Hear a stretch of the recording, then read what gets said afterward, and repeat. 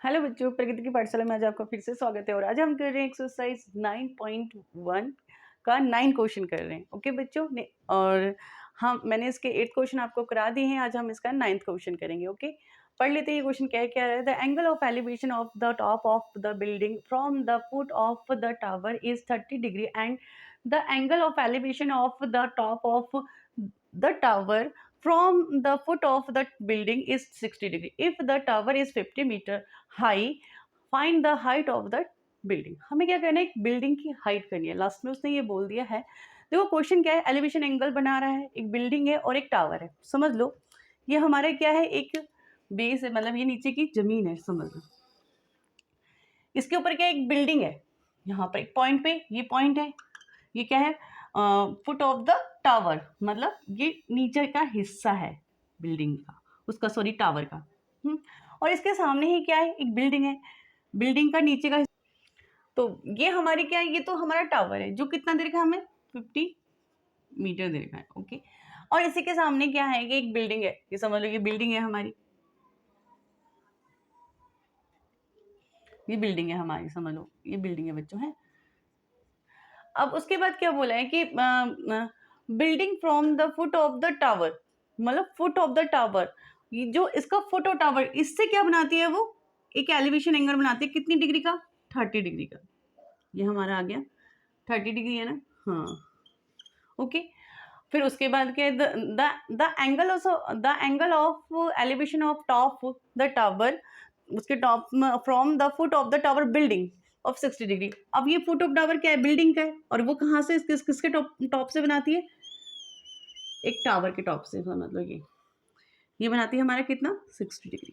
Okay बच्चों, ये तो हमारा बन गया, जिस जो हमसे क्वेश्चन के अगर जो हमसे पूछी गई थी, जिस जो सिचुएशन दे रखी थी, वो उसके अकॉर्डिंग हमने मतलब ड्रॉ तो हमने बना दी, फिगर बना दी।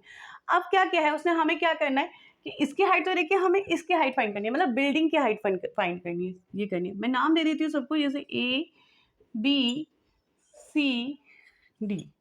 तो आप देखो बच्चों क्या है, आपको हमें किसी एक साइड को फाइंड करने के लिए, अगर मुझे ये साइड पता होती तो मैं इसे आसानी से निकाल लेती इसकी हाइट को, पर इस वाले एंगल में ये वाली हाइट हमें नहीं दे रखी है। पर इस वाले एंगल में हमें क्या है, जो 60 डिग्री का एंगल बन रहा है टावर से जुड़ के, इसमें एक हाइट हमें, मतलब जो एक साइड है वो दे रखी है, तो हम ये वाली हाइट मतलब साइड को फाइंड कर लेंगे। जब इस साइड को हम फाइंड कर लेंगे तो ये हमें आराम से फाइंड हो जाएगी। ये मैंने आपको इसके अंदर बता दिया है, अब मैं इसे सॉल्व करके बताती हूँ आपको, है ओके। तो मैं कौन सा लेती हूँ पहले एंगल, जिसमें हमें दे रखी एक साइड, ये वाला ले लेते हैं हम। तो लिखते हैं हम इन ट्राइंगल ABC। ओके, इसमें क्या है हमारा, ये हमारा क्या है परपेंडिकुलर, ये बेस किस में आता है, ये आपको पता ही, वही लिख लेते हैं पहले। पंडित बद्री प्रसाद हर हर बोले सोना चांदी तोले।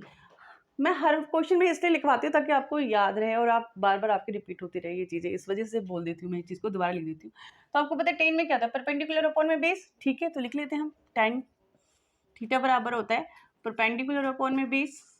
तो tan थीटा है, हम tan लिख लेंगे, थीटा की वैल्यू लिखेंगे हम यहाँ पर 60 डिग्री। ओके, अब हमारा परपेंडिकुलर क्या है, इसमें BC है, अपॉन में अब वैल्यू पुट कर देते हैं। √60 की वैल्यू क्या होती है, √3 होती है, और BC कितना दे रखा है हमें 50 दे रखा है,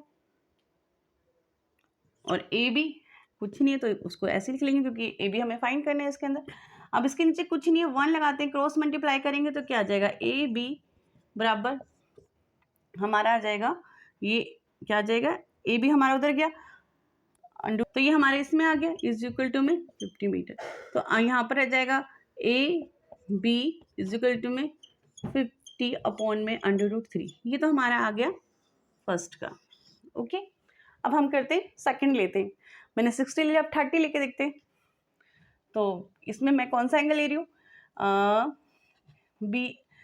BAD, ठीक है, नहीं सॉरी ये वाला एंगल ले रहे हैं हम, तो ये आएगा हमारा ABD। तो इन ट्राइंगल क्या है ABD। ओके, अब इसमें क्या क्या है हमारा, तो एंगल हमारा क्या है, ये परपेंडिकुलर और ये बेस, तो लिख लेते हैं वही tan थीटा अपॉन में क्या होता है, परपेंडिकुलर अपॉन में बेस होता है।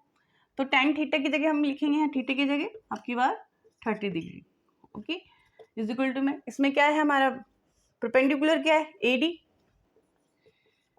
और बेस क्या है हमारा AB, और tan 30 की वैल्यू लगाएंगे तो क्या होती है 1 अपॉन में √3 होती है। अब AD हमें फाइंड ही करना है, इसके अंदर AD हमें फाइंड करना है, लेकिन यहाँ देखो क्या है हमारा AB की वैल्यू क्या आई थी यहाँ पर, वहाँ पे AB है, AB की वैल्यू आई थी 50 अपॉन में, तो हम वैल्यू यहाँ पर पुट कर देंगे 50 अपॉन में √3, और हमें फाइंड करना है ये है, तो हमारा AD यही रह जाएगा, तो ये क्या हो जाएगा 50 अपॉन में √3, ये हमारा डिवाइड में है यहाँ पर, तो वहाँ जाके मल्टीप्लाई में होगा, तो 1 अपॉन में √3, AD बराबर आ जाएगा, इसको मल्टीप्लाई करेंगे तो जाएगा हमारा 50 और इसको करेंगे तो क्या आ जाएगा √9, AD बराबर आया हमारा 50, √9 की वैल्यू होती है 3। आप क्या करेंगे बच्चों से डिवाइड करेंगे, मतलब मिक्स फ्रैक्शन में लेके आएंगे। डिवाइड कैसे करते हैं इसको हम, जो हमें आंसर दे रखा है उसके अकॉर्डिंग, तो 3 × 1 = 3 और 3 × 6 = 18, 2 आया, तो इसको लिखेंगे हम AD बराबर आया हमारा, क्या आएगा हमारा, नीचे डिवाइड में था 3 16 और यहाँ पर आ जाएगा 2, ये ऊपर आ जाता है, इससे डिवाइड होता है, ये हमारा साइड में आ जाता है। इस तरह से इस क्वेश्चन को हम सॉल्व करते हैं। तो हमें क्या फाइंड करना था, बिल्डिंग की हाइट फाइंड करनी थी ना, तो लिख सकते हैं द हाइट ऑफ द,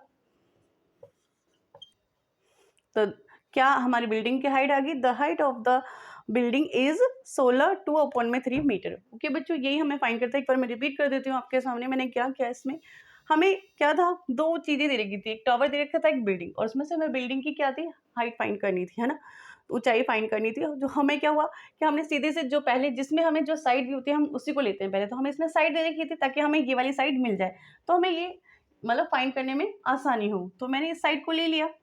जब मैंने इस साइड को लिया तो मैंने इसमें से 1060 को लिया, 1060 के अंदर ही आ रहा था ये, 1060 के लिए सारी वैल्यू पुट की, सबकी जो वैल्यू होती है, फिर उसके बाद क्रॉस मल्टीप्लाई के ए बी के बराबर हमारी ये वैल्यू आ गई, 50 में √3 आ गई।